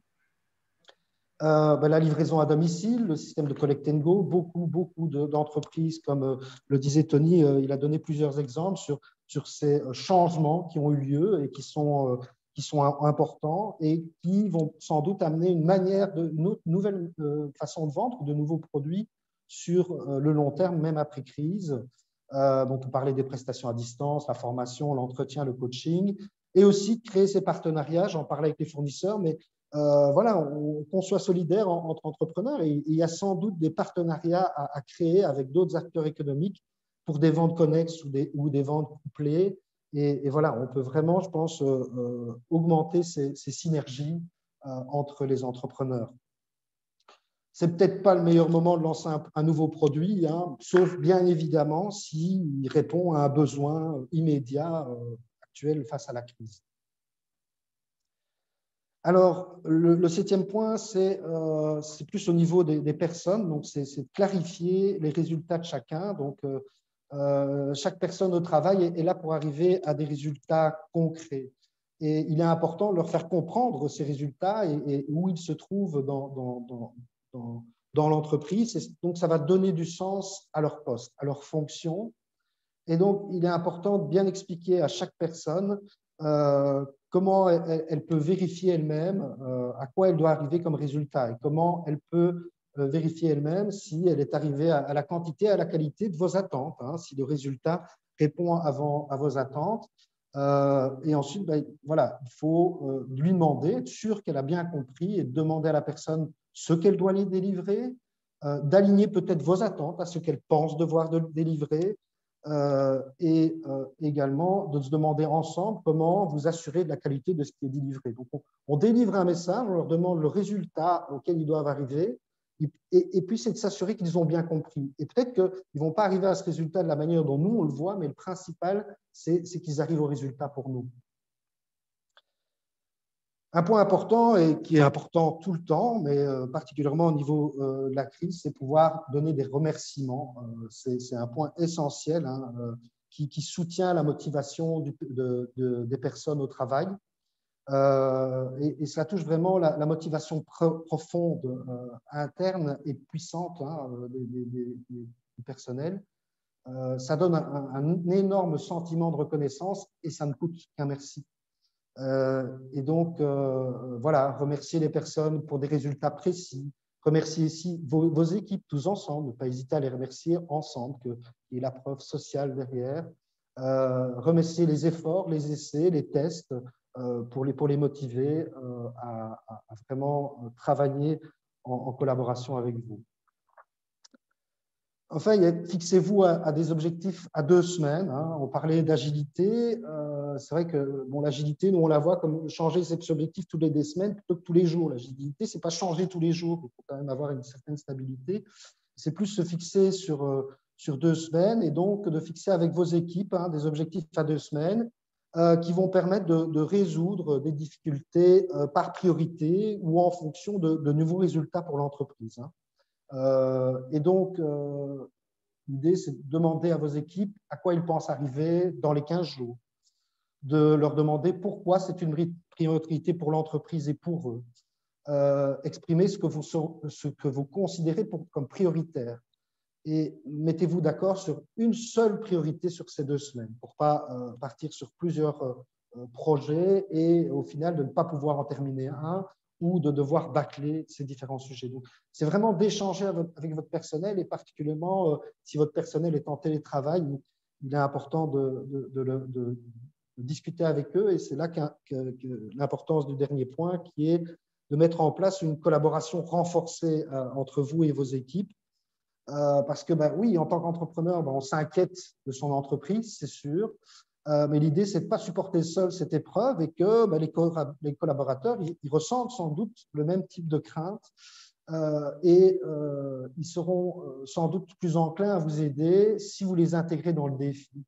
Donc, il ne faut pas avoir crainte de partager un peu, tiens, la situation est difficile, et ils vont sans doute vous donner des idées pour pouvoir y arriver. Donc, leur donner la responsabilité de certaines actions clés, peut-être d'organiser des courtes réunions avec l'ensemble de vos experts, des courtes réunions journalières de 20 minutes.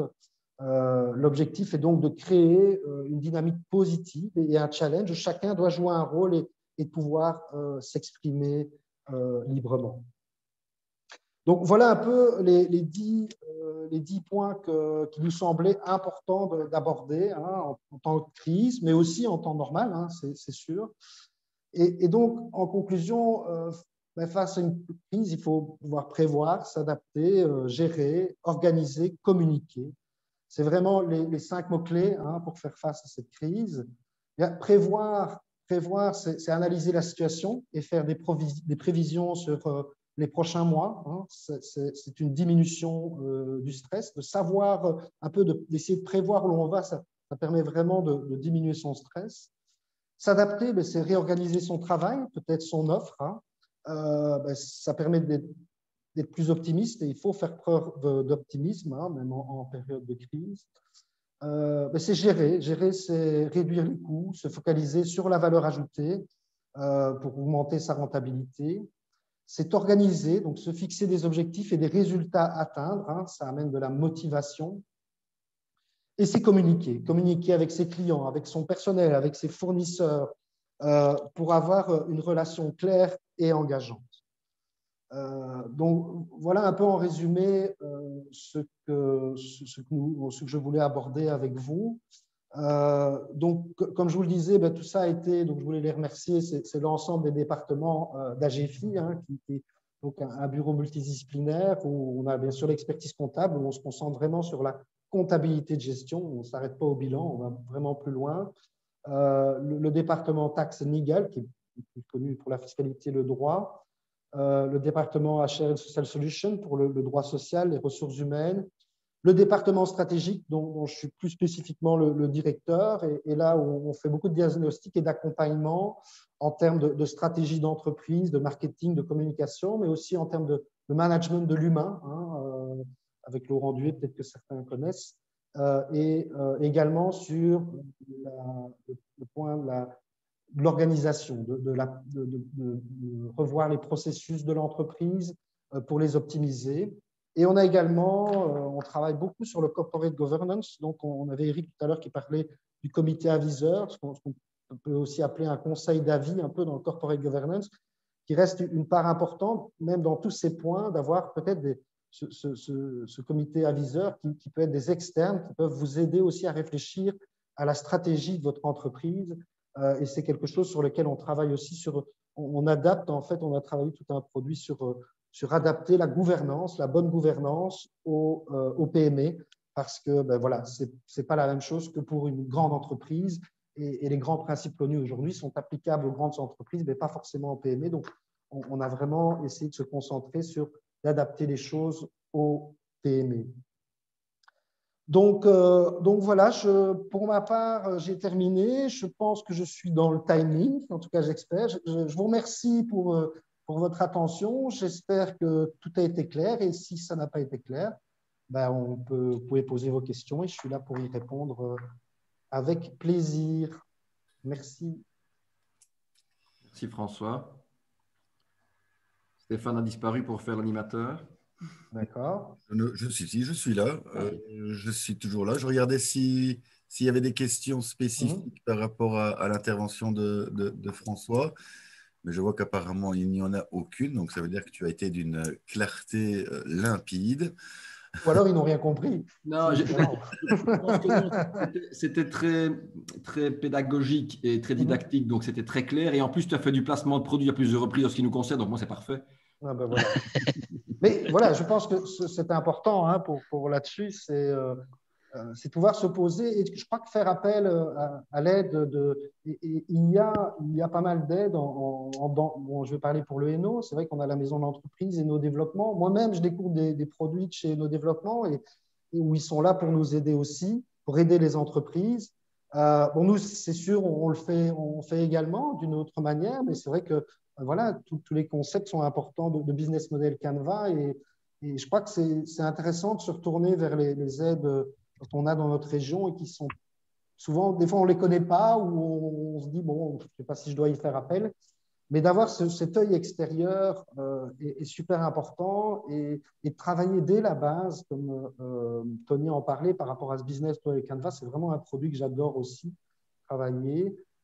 Mais c'est ces bases de l'entreprise qui sont d'avoir une vision, de savoir où on va, une mission bien évidemment importante et des valeurs qui vont être cette base d'entreprise qui permettent de mettre en place une stratégie. Et en temps de crise, je pense que se retourner là-dessus et de se dire, se recentrer sur ces bases, c'est ça qui permet de l'affronter et peut-être même d'en sortir encore grandi. Je vois des clients qui se sont recentrés là-dessus et qui, oui, ont encore des difficultés, mais je suis certain que après, ils vont vraiment grandir de tout ça.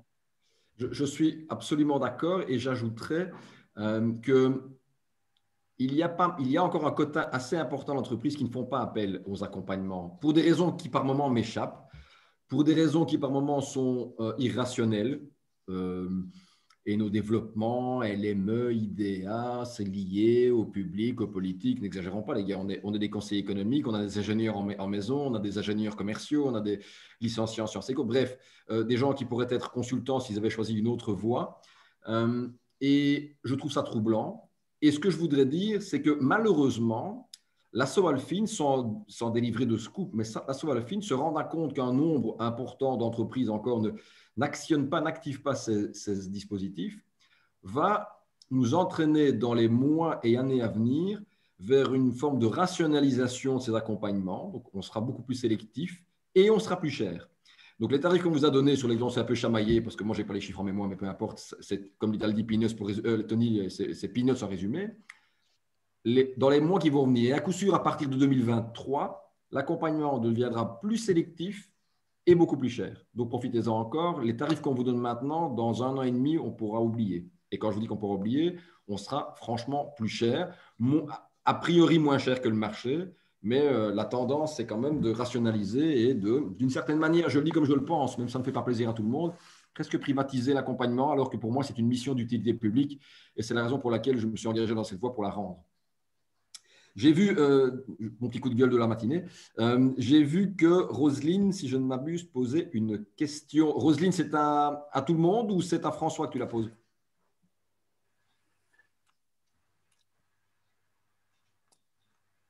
Tu peux prendre la parole si tu veux, Roselyne. À François. Non, on n'a pas envie, donc c'est à François. Voilà.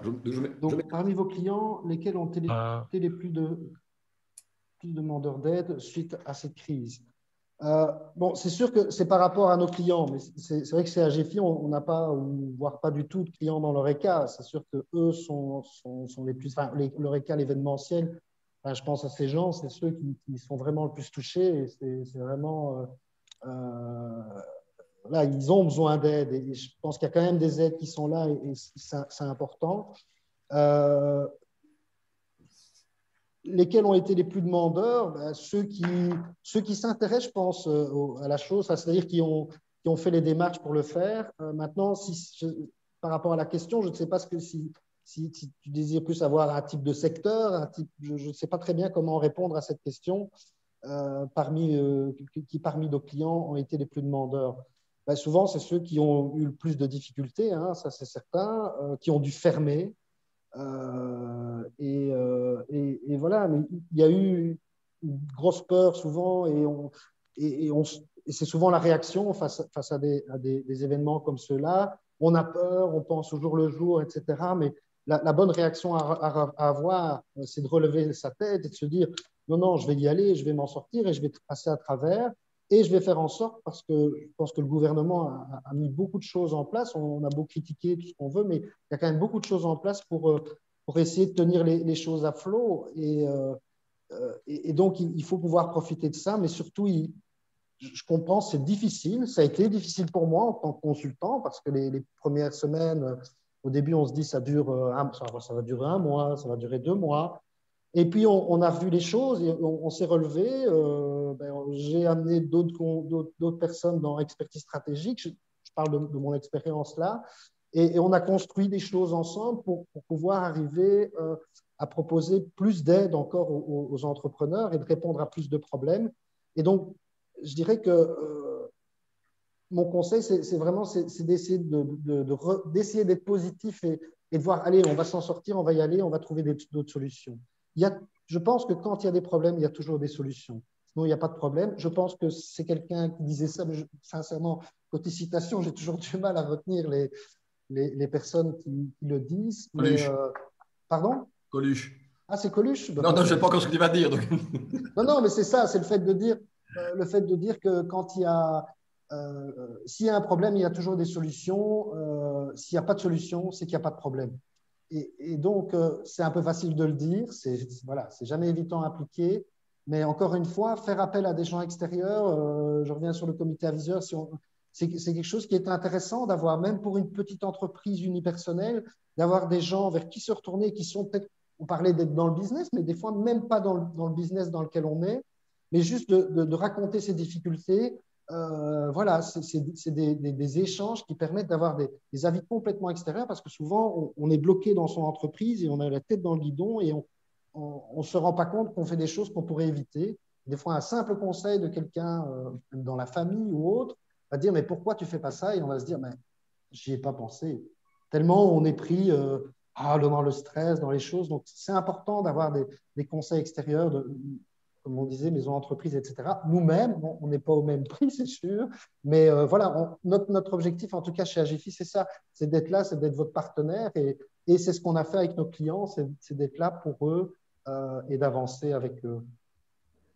Je ne sais pas si ça répond vraiment à la question, mais voilà, j'espère. Oui. Patrice, tu voulais intervenir? Oui, je voulais compléter la réponse. Roselyne, sectoriellement, nous, on n'a pas de secteur qui a plus qu'un autre sollicité nos interventions. Ce que je peux constater, ce sont des entreprises généralement qui sont plutôt en phase de démarrage, alors pas, en seed, donc démarrage total, ça c'était la vraie panique. Et on a assisté à pas mal de projets postposés, mais tout secteur confondu. Et effectivement, nous non plus, on ne travaille pas beaucoup avec l'Oreca, dont on sait les problèmes. Industriellement, on a eu de tout, mais plutôt des entreprises qui avaient moins de 5 ans. Donc, je vais orienter la réponse autrement. Ce n'était pas sectoriel, c'est plutôt en âge. 1. 2, une remarque complémentaire à ce que François vient de dire en matière de conseil, donc advisory board, conseil aviseur, qu'on appelle comme on veut. cela me fait penser que le mentorat existe toujours et que certainement que Tony levait la main pour ça.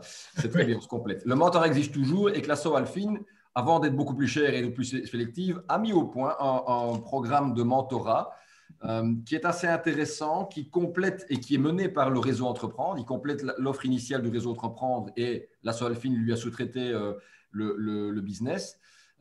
J'ai juste retenu comme différence entre ce que faisait le réseau Entreprendre et ce que propose le programme mentorat de la Sowalfin, que c'était gratuit pour celui qui allait être le mentor. Et donc, on ne peut pas considérer qu'un mentor se dit « je vais aussi me faire un peu d'argent en parrainant un entrepreneur ». Non, c'est gratuit. Il ne faut pas être du même secteur et on peut se faire mentorer par justement quelqu'un qui aura un regard d'entrepreneur ayant déjà mené sa barque, réussi parfois plusieurs business, mais qui ne sont pas nécessairement du même secteur d'activité que celui qu'ils vont mentorer. Et ce programme est mis en œuvre depuis très peu de temps, finalement, je dirais entre 3 et 6 mois par là. Ça a été mis en route pendant le confinement, je ne sais plus comment il faut le dire finalement. Et Stéphane a vraisemblablement, non, je vire le vraisemblablement, a déjà repris sur le site internet d'InfoPME tous les détails liés à ce programme de mentorat. Je vous invite à les consulter, à nous revenir avec vos questions. Mais c'est un produit qu'il commence à placer et nous sommes un intermédiaire, donc n'hésitez pas et ça répond aux remarques du comité aviseur. Voilà, merci Patrice pour ta réponse. C'était bien ça l'objet de ma question, c'était de voir si c'était plutôt les plus jeunes entreprises ou les plus anciennes et les secteurs qui avaient ce réflexe de demander de l'aide, parce que ce n'est pas toujours évident, j'imagine. Alors, au-delà du réflexe, c'est clairement aussi un problème de liquidité, solvabilité, et donc on a vu aussi quelles étaient celles qui avaient les reins les plus fragiles, et c'est elles qui sont revenues vers les opérateurs comme nous et vers l'Invest et vers la Sowalfin. Donc, c'est effectivement plus une question d'âge que de secteur. Et on a connu des secteurs industriels dont on pense qu'ils sont généralement à l'abri du besoin lorsque l'entreprise a bien mené sa barque. Et c'est le cas quand elle a 10 ou 15 ans d'expertise, pas après trop ça. Je ne peux pas citer, j'ai hésité parce que j'ai failli citer, mais dans la région, citer un secteur, c'est parfois citer des entreprises, c'est un peu touchy.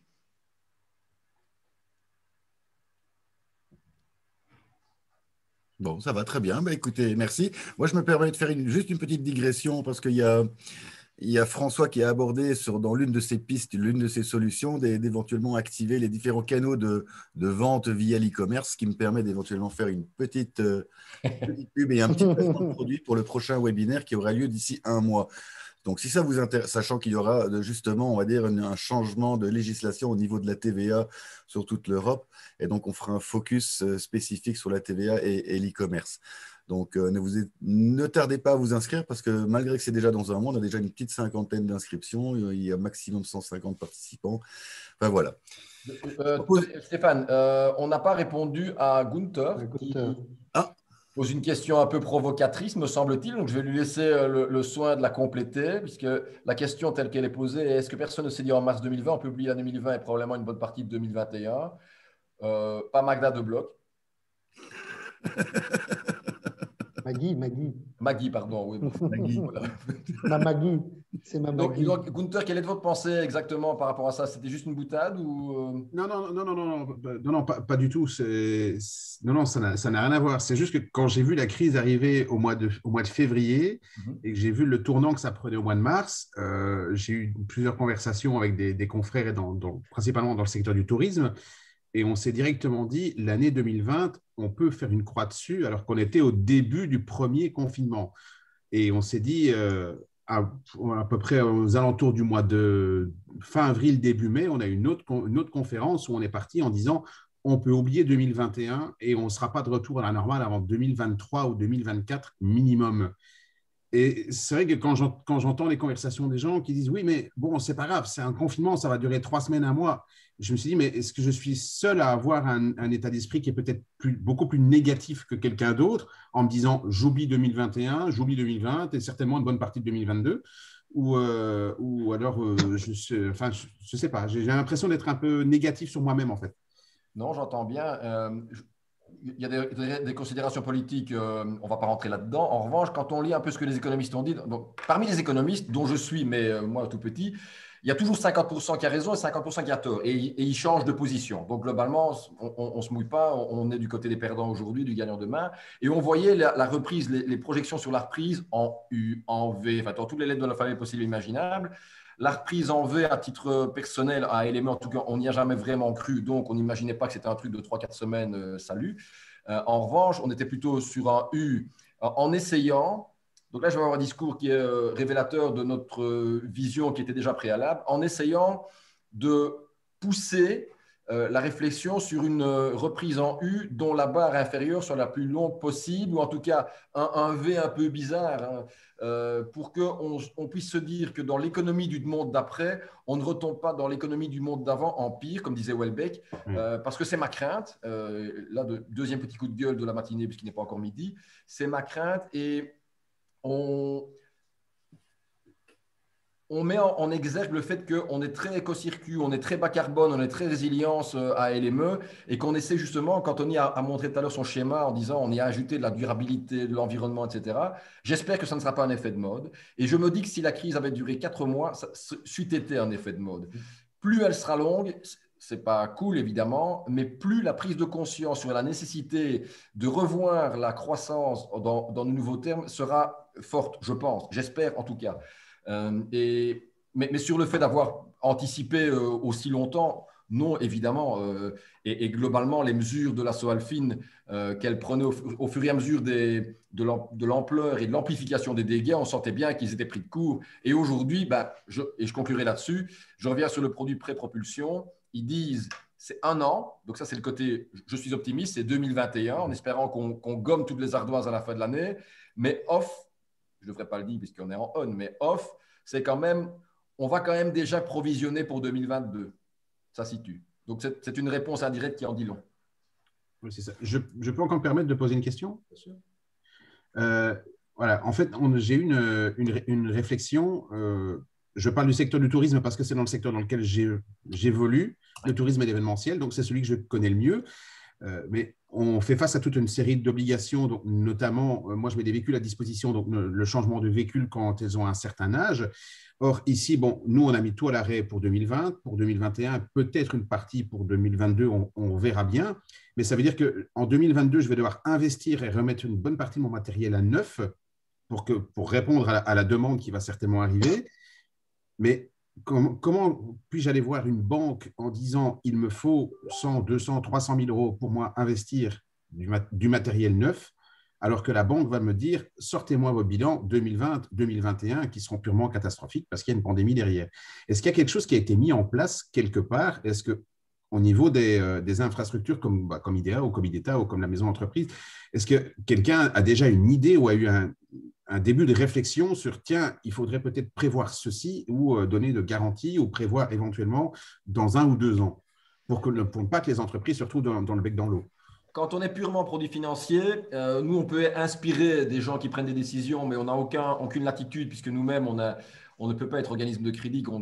Quand j'ai essayé de me faire adosser un fonds de financement pour pouvoir décider nous-mêmes de ce qu'on pourrait faire d'un certain montant d'argent, notamment en seed money pour les gars qui se lançaient, on m'a dit non, tu n'es pas organisme de prêt, donc non.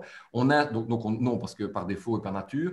En revanche, on a inspiré des réflexions chez IMBC, on a inspiré des réflexions à la Soalfine. Et le produit propulsion dont je parlais tout à l'heure, c'est du cofinancement bancaire. C'est aussi pour les moratoires. Donc, c'est pour les moratoires qui auraient été pris par les banques. Et les moratoires pris par les banques peuvent remonter jusqu'en octobre ou septembre dernier, donc septembre-octobre 2020. Donc, ça veut dire qu'ils sortent le produit maintenant, mais on peut remonter un petit peu en arrière. Et ça, c'est pour préparer le demain. C'est pour préparer, c'est quand la solvabilité est soit déjà un peu branlante, soit on sent que d'ici 6 mois, elle le sera. Et c'est pour préparer l'optique dont vous parliez à l'instant pour du 2022. Donc, propulsion, à mon avis, est un début de réponse qui pourrait être pérennisé. Ça, c'est ma réponse directe. Et alors, Eric, j'ai bien vu la courbe bancaire. Effectivement, ça, c'est la courbe de la croissance des inégalités. Le pourcent qui détient les 99% un peu plus riches et le reste un peu plus pauvre. Oui, on va dire que les économistes, finalement, c'est 33% x 3. Bon. D'autres questions? On va peut-être passer la parole à Manu parce qu'on le met en retard. Voilà. C'est pas très poli. J'allais le dire. On va terminer la présentation et la séance avec la dernière intervention et Emmanuel Naché qui va vous sensibiliser à toute une série de produits aussi, encore une fois, à l'attention des entreprises. Manu. Oui, Je partage mon écran. Voilà. Je ne sais pas si ça fonctionne. Voilà. Je pense que vous devez voir mon écran maintenant. Donc, voilà, donc Emmanuel Naché, je travaille pour Eno Développement. Donc, pour ceux qui ne connaissent pas Eno Développement, c'est l'agence de développement de l'économie et de l'environnement de la province de Hainaut. Nos actions, en fait, s'articulent autour de 5 publics cibles, à savoir les citoyens, les agriculteurs, le domaine de l'enseignement, ainsi que les pouvoirs locaux, et finalement les entreprises, domaine qui nous intéresse aujourd'hui. Alors, au niveau du développement des entreprises, nous avons un rôle d'animation économique, un petit peu ce qu'on organise aujourd'hui comme séance d'information, notamment en partenariat avec IDEA, Info PME, la maison d'entreprise et Synergie, par exemple. Donc, nous avons tous des partenaires pour organiser cette session d'information et vous proposer un programme, j'espère, intéressant. Et nous avons également un rôle de conseil aux entreprises. Alors, comment ça se passe en fait ces conseils en entreprise? Tout d'abord, on fait un état des lieux, en s'inspirant notamment du BMC Résilience, et nous articulons en fait nos conseils autour de 3 domaines, qui sont le développement local, le développement transfrontalier et enfin le développement international. Alors, au niveau du développement local, nous accompagnons les entreprises dans leur stratégie de développement en ayant une réflexion avec elles sur les différentes pistes de développement qu'elles pourraient aborder. Nous avons un service spécifique d'accompagnement des entreprises dans les marchés publics. Donc, nous faisons de l'accompagnement individualisé, et nous organisons des ateliers pratiques et des séminaires thématiques autour des marchés publics. Nous avons d'ailleurs un site internet spécifique pour ce service, qui est le marché public-PME.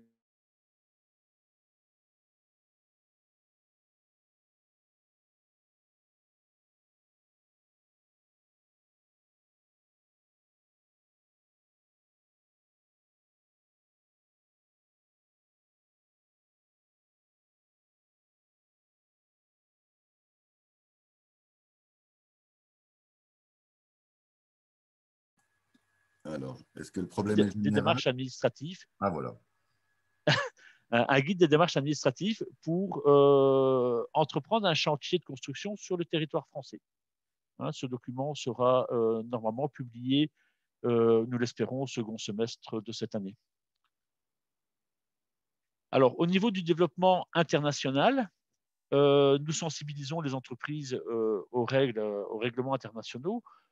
Nous avons des relations privilégiées avec 2 pays grâce à des jumelages. Tout d'abord avec l'Ukraine, où on peut organiser une recherche de partenaires économiques sur ce territoire, accueillir des délégations ou organiser encore des missions sur mesure. Nous avons d'ailleurs à l'heure actuelle un bureau de représentation à Poltava. Alors, nous avons également un partenariat économique avec la province du Hunan en Chine. Et enfin, nous offrons des conseils personnalisés en douane et accises. Une de mes collègues est spécialisée dans ce domaine et peut accompagner les entreprises qui souhaitent aborder le marché international, notamment pour ces aspects douane et accises qui ne sont pas toujours simples. Voilà. Alors, pour rappel, nos services sont pour la plupart du temps gratuits. Et alors, nous collaborons beaucoup avec des experts et des structures d'accompagnement parce que, nous sommes plutôt des généralistes pour l'ensemble des matières et nous faisons souvent appel à des experts ou à d'autres structures telles que la maison de l'entreprise pour certains accompagnements. Donc, nous travaillons toujours en bonne synergie avec nos différents partenaires en province de Hainaut. Alors, un dernier point, donc si vous souhaitez être informé de nos actions, je vous invite à visiter notre site web et à vous inscrire à notre newsletter. Vous avez également mes coordonnées si vous voulez me joindre par après. Et enfin, j'avais eu la même idée que Stéphane en mettant la pub pour notre événement que nous organisons ensemble. Désolé. Dans un mois tout juste, donc en partenariat avec Synergie, ainsi que le bureau de consultance Retis et Omnivat pour les aspects de TVA. Voilà, j'ai terminé ma présentation. J'ai fait ça en moins de 10 minutes. Voilà. Je ne sais pas si vous avez des questions. Oui, je propose qu'une dernière salve de questions, si vous le jugez nécessaire. Sinon, non, personne. Patrice, tu veux peut-être faire le mot de conclusion? Non. Absolument pas. Manu, tu as fait ça en 10 minutes parce qu'on t'avait piqué de la parole ou c'était... Non, pas du tout, j'avais prévu en 10 minutes. Non, mais écoutez, en termes de timing, je pense que c'est parfait. Sur papier, c'était 11h37 et il est 11h37. 11h37, voilà. Peut-être effectivement rappeler que tu vas envoyer toute la doc et l'enregistrement de la séance, y compris à ceux qui, parmi vous, connaîtraient quelqu'un qui ça intéresse et qui souhaite obtenir. Donc, vous pouvez évidemment le lui envoyer ou le mettre en connexion avec nous, ce qui est encore beaucoup mieux. Voilà, exactement. Tu m'ôtes les mots de la bouche. Bon, ben, je conclus finalement. Voilà. Bah oui. Une manière détournée de conclure. Merci, en tout cas, merci à tous les protagonistes et aux participants. Et on vous donne rendez-vous le 25 mars avec ce webinaire dédié à l'e-commerce. Oui, et ce qu'on oublie de dire quand même qui est fondamental, c'est que si dans le spur of the moment, puisqu'on finira en anglais, vous n'êtes pas tenté par une question, si elle vous revenait par la suite, n'hésitez pas à nous envoyer un mail à Stéphane, à Tony ou à moi, peu importe, à François ou Emmanuel si ça les concerne eux. On vous répondra au-delà de cette séance. Nous n'arrêtons pas de travailler à 11h39. Non, je confirme. Merci à tous. Bonne journée et bon appétit si vous passez à table bientôt. Merci. Merci. Au revoir. Au revoir. Au revoir à tout le monde et à bientôt. Au revoir, à bientôt. Bonne journée à tous.